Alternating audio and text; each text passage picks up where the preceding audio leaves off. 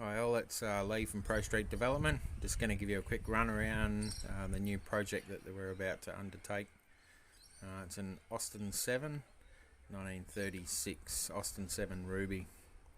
So just going to give you a rundown of it quickly before we do the roof chop and everything, just so you can see it in standard sort of thing and where we're sort of going to go with it.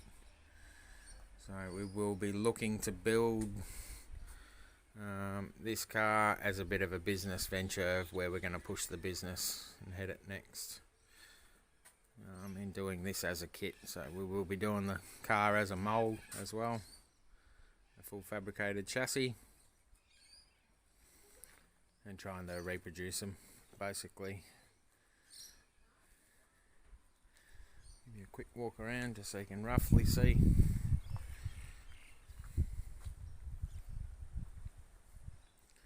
Here's a very small car. I've just been plotting out some lines for where I'm going to do the chop. Basically decided about 5.5 inches we can get out of it. So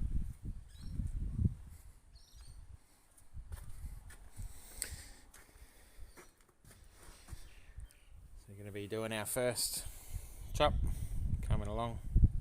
Then we'll actually come down.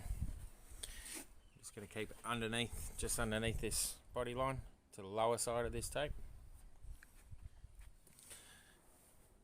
And later on we'll chop the body to the middle of that tape where those marks are, and then this will actually just overlap that just until we've got everything sort of right. And then once this is overlapped and we've cleaned up this cut, it makes it a lot easier to be able to do this cut, and then we can get it spot on with this, but it will overlap.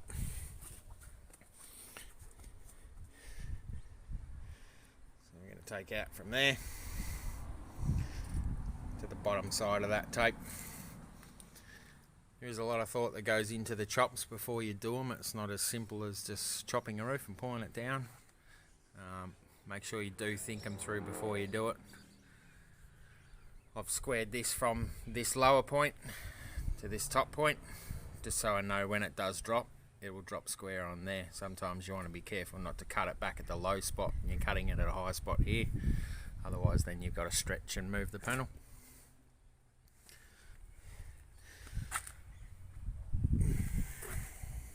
I'm going to keep the window full height in the back. It is such a little car, you sort of want to have as much room as we can.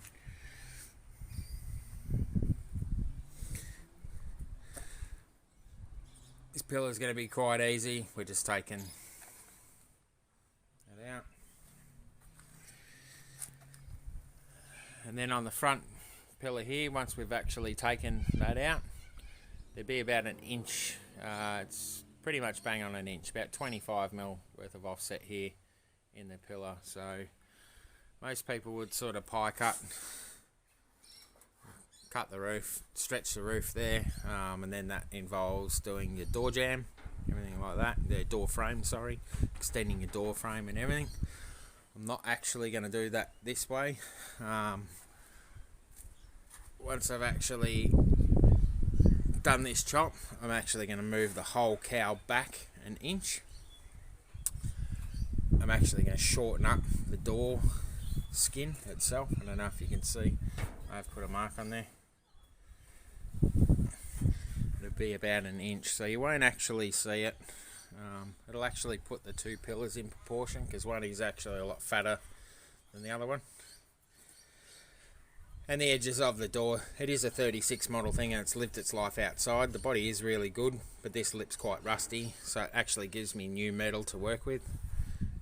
So I can basically turn this material, a good material, I can turn that back into a door flange there, and it eliminates having to stretch the roof.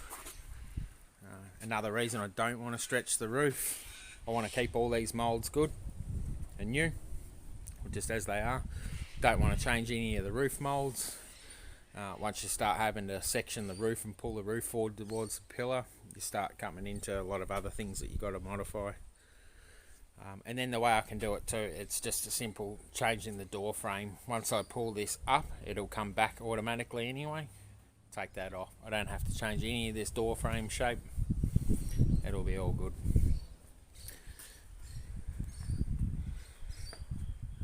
The car we are going to be doing rocker arm, so open double A arm. We'll run big brakes. We might use as a donor like Corvette parts as well, only lightweight, good stub axles, good brakes. We'll do rockers that come up in there, inboard suspension. It's a rough ballpark where you can see where the roof line's going to sit. About that tape. And there's surprisingly a lot of headroom in the way we are going to design it. There's quite a bit of headroom still in the car when you're sitting in. Engine, I'd like to keep everybody maybe waiting, but basically for this build, I've had this build in my head for a long time, what I did want to do. We're going to be looking to try and build this car with a mid-engine in the back, so basically taking a front wheel drive configuration engine and putting it in the rear as a mid thing. All the front panels up here, this will all be side panels, so your seats, you will actually be able to lay back quite comfortably in this car with two people, and put your feet, your pedals will be up sort of here, and it will be mid-engine in the back, front wheel drive configuration. And we are looking to do like a Honda Euro, like K24. Everybody would know they are a good engine. I know the sound's probably not there. I'm not trying to target conventional hot rod market with it. More people like myself that would be more interested in a track dedicated car with an old school styling. The K-series Hondas, they do take well to power adders. They quite easily and reliably make 500-600 horsepower, which in a little car like this would be ridiculous. Obviously you can make a lot more power if you want to, but it's only about 9 foot long in the body, so it is a small car, so that sort of power would be good. And hopefully cheaper, so we can basically replicate. We're going to do a chassis, a good chassis jig, and we'll replicate the chassis. Make a mould off this body. I'll keep this body as well and build this for my own, but we will do fiberglass body and carbon fibre if you do need, for anyone wants a lightweight as a replica. We'll be able to register it as a pre-48 car. We're going to FEA test all the chassis and everything, so torsional tested and everything like that, so that'll help along with all the engineer's certificates. We'll do it as an open roadster, open wheels.